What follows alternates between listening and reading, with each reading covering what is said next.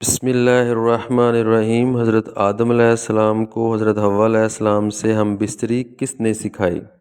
حدیث شریف میں بخاری جلد اول میں اللہ تبارک و تعالیٰ نے جب حضرت جبرائیل علیہ السلام کو حکم فرمایا جاؤ حضرت آدم علیہ السلام کے پاس اور انہیں حضرت حوا علیہ السلام کے ساتھ جمع کرنے کا حکم دو اور ہم بستری کے آداب بھی سکھاؤ، تو جب حضرت جبرائیل علیہ السلام حضرت آدم علیہ السلام کے پاس تشریف لائے اور اللہ کا حکم سنایا تو حضرت آدم علیہ السلام کہنے لگے جمع کیا ہوتا ہے، وہ کیسے ہوتا ہے؟ حضرت جبرائیل علیہ السلام نے حضرت آدم علیہ السلام کو حضرت حوا علیہ السلام سے جمع کا طریقہ سکھایا۔ اس ویڈیو کے آخر تک ضرور دیکھیے گا۔ بسم اللہ الرحمن الرحیم۔ السلام علیکم ورحمۃ اللہ وبرکاتہ۔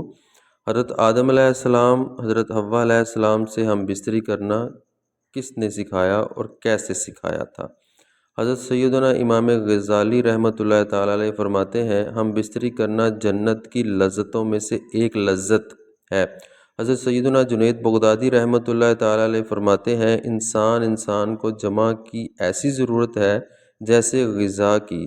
جیسا کہ ہم سب جانتے ہیں کہ کھانا پینا انسان کی سب سے پہلی اور سب سے بڑی ضرورت ہے۔ اگر ہم کھانا پینا چھوڑ دیں گے تو ہمارا جسم اور صحت زیادہ عرصے تک برقرار نہیں رہ سکیں گی۔ بالکل اسی طرح سے کھانے پینے کے بعد میاں بیوی کی شرعی معاملات میں یعنی ہم بستری نہایت ضروری عمل ہے۔ اس شرعی ملاقات کو ہم بستری جمع یا میاں بیوی کا تنہائی میں محبت بھرا کام سر انجام دینا جو بھی نام دینا چاہیں درست ہوگا۔ جب آپ صحبت قائم کرتے ہیں تو آپ کو دلی سکون اور خوشی محسوس ہوتی ہے، آپ بھی اپنے آپ سے پیار کرنے لگ جاتے ہیں۔ میاں بیوی کی جمع کے دوران ایسے ہارمونز خارج ہوتے ہیں جو میاں بیوی کی خوشی کا باعث بنتے ہیں۔ جب میاں بیوی خوش ہوتے ہیں تو اعتماد میں اضافہ ہوتا ہے اور محبت میں اضافہ ہوتا ہے۔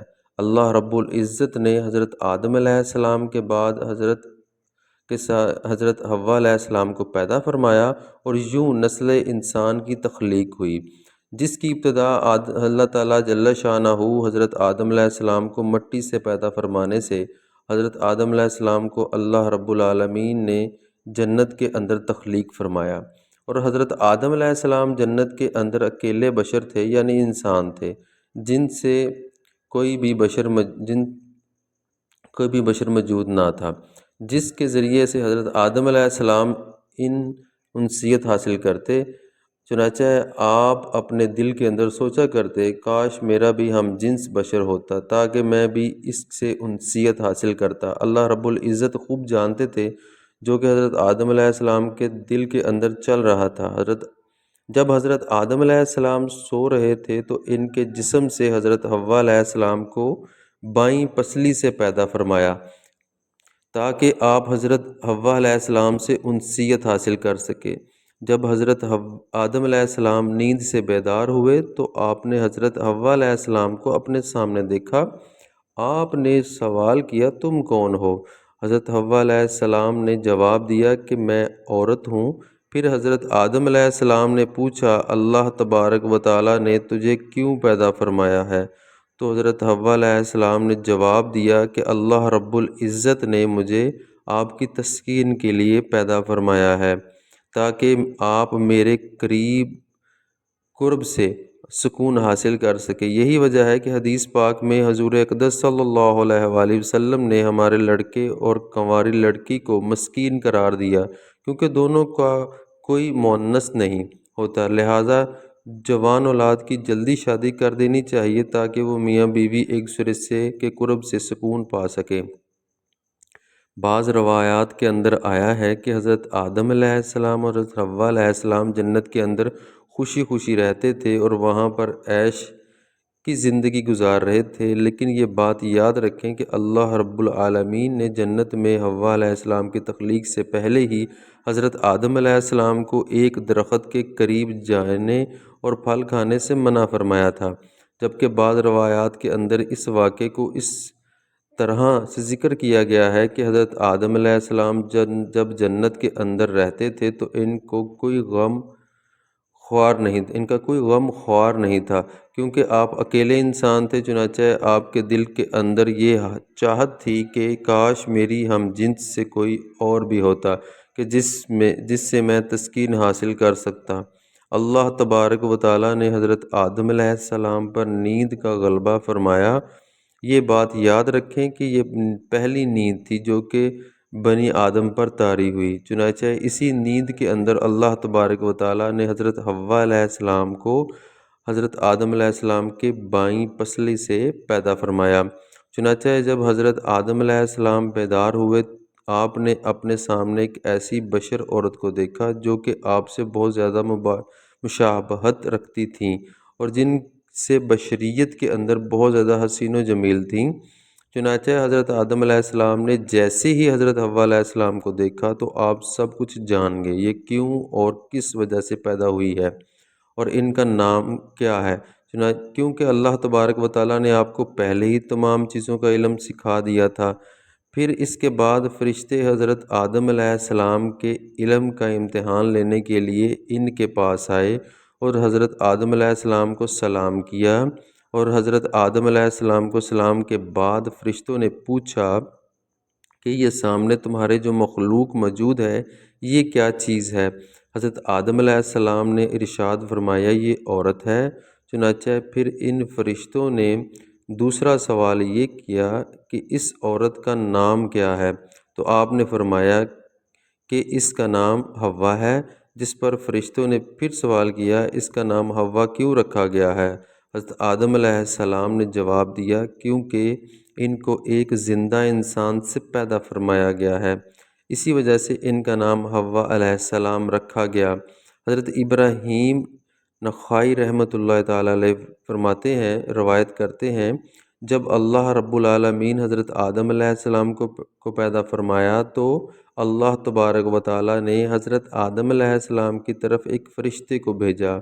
حضرت آدم علیہ السلام کو جمع یعنی ہم بستری کا حکم دیا تو انہوں نے حضرت حوا علیہ السلام سے ہم بستری کی۔ چنانچہ جب حضرت آدم علیہ السلام نے جمع سے فارغ ہوئے تو حضرت حوا علیہ السلام نے کہا اے آدم میرے ساتھ اور زیادہ کرو۔ اس حوالے سے اس کی کوئی سند موجود نہیں، یہ بعض روایات میں آتا ہے کہ حضرت آدم علیہ السلام کو جنت کا ممنوع پھل کھانے کی وجہ سے زمین پر اتارا تو کافی عرصے تک ایک دوسرے سے جدا رہے۔ چنانچہ حضرت آدم علیہ السلام اللہ رب العالمین کی محبت اور اپنی خطا پر بہت زیادہ گریہ زاری فرمایا کرتے تھے۔ چنانچہ آپ کے رونے کی شدت کی وجہ سے ایک دن حضرت جبرائیل علیہ السلام نے اللہ تبارک و تعالیٰ کی بارگاہ کے اندر حضرت آدم علیہ السلام کی سفارش کی، جس پر اللہ تبارک و تعالیٰ نے حضرت آدم علیہ السلام کے دل کے اندر توبہ کرنے کا طریقہ پیدا فرمایا۔ میرے پیارے حبیب نبی کریم حضرت محمد مصطفیٰ صلی اللہ علیہ وآلہ وسلم کے وسیلے سے میری بارگاہ کے اندر توبہ قبول کرو تو میں تمہاری توبہ قبول کر لوں گا۔ چنانچہ پھر اسی طرح سے حضرت آدم علیہ السلام نے اللہ تبارک و تعالیٰ کی بارگاہ کے اندر توبہ کی تو اللہ رب العالمین نے ان کی توبہ قبول کرتے ہوئے حضرت جبرائیل علیہ السلام کو خوشخبری سناتے ہوئے فرمایا جاؤ آدم سے کہو تمہاری توبہ قبول ہوئی۔ پھر حضرت جبرائیل علیہ السلام حضرت آدم علیہ السلام کے پاس تشریف لے آئے اور ان کی توبہ کی مقبولیت کی خوشخبری ان کو سنائی، اور پھر حضرت آدم علیہ السلام کو لے کر آپ مکہ مکرمہ تشریف لائے اور وہاں کعبۃ اللہ شریف کی حضرت آدم علیہ السلام نے بنیادیں رکھیں اور حجر اسود پتھر کو بھی نصب کیا جو کہ آپ کے ساتھ جنت سے آیا تھا۔ اس کے بعد حضرت آدم علیہ السلام نے حضرت حوا علیہ السلام سے میدان عرفات کے اندر دونوں کی ملاقات کروائی۔ چنانچہ عرصے کی دوری اور وقت اور دنیا کی تغیرات کی وجہ سے دونوں کے اندر کافی تبدیلیاں آ چکی تھیں، اس وجہ سے دونوں ایک دوسرے کو پہچان نہ سکے، جس پر حضرت جبرائیل علیہ السلام نے آپ دونوں کا تعارف کروایا محترم ناظرین، حضرت آدم علیہ السلام اور حضرت حوا علیہ السلام اکٹھے رہنے لگے، لیکن حضرت آدم علیہ السلام کو جنت کے اندر حضرت حوا علیہ السلام سے قربت کرنے سے منع کر دیا گیا تھا، اور نہ ہی کسی قسم کے توالات و تناسل کا سلسلہ شروع ہوا تھا۔ اسی لیے حضرت آدم علیہ السلام اور حضرت حوا علیہ السلام سویا کرتے تھے۔ چنانچہ ایک مرتبہ اللہ رب العزت نے حضرت جبرائیل علیہ السلام کو حکم فرمایا کہ جاؤ اور حضرت آدم علیہ السلام کو حکم دو کہ وہ حضرت حوا علیہ السلام سے جمع کریں اور ان کو آداب مباشرت بھی سکھاؤ۔ چنانچہ حضرت جبرائیل علیہ السلام حضرت آدم علیہ السلام کے پاس تشریف لائے اور ان کو اپنی بیوی حضرت حوا علیہ السلام کے قریب ہونے کا حکم دیا اور ان کو آداب مباشرت بھی سکھائے، اور انہیں اس بات کا حکم دیا کہ یہاں سے اٹھ کر حضرت حوا علیہ السلام کے پاس جا کر لیٹیں۔ چنانچہ حضرت آدم علیہ السلام نے ایسا ہی کیا، جس کے بعد حضرت آدم علیہ السلام جب واپس آئے تو حضرت جبرائیل علیہ السلام نے پوچھا کہ آپ نے اپنی بیوی کو کیسا پایا؟ تو حضرت آدم علیہ السلام نے ارشاد فرمایا، بہت اچھا پایا۔ محترم ناظرین، اس حدیث شریف کے بارے میں علماء کرام نے یہ ارشاد فرمایا ہے، یہ حدیث منکر ہے، کیونکہ اس حدیث کے اندر دو راوی ایسے ہیں کہ جن کو امام بخاری نے منکر قرار دیا ہے۔ پھر اس کے بعد حضرت حوا علیہ السلام سے نسل انسانی کی ابتدا ہوئی، اور بعض روایات کے اندر ذکر ہے کہ آپ کو 20 حمل ٹھہرے، آپ کے ہاں 20 لڑکے اور 20 لڑکیاں پیدا ہوئیں، اور اس طرح سے نسل انسانی پھیلتی پھولتی ہوئی آج ہم تک جا پہنچی۔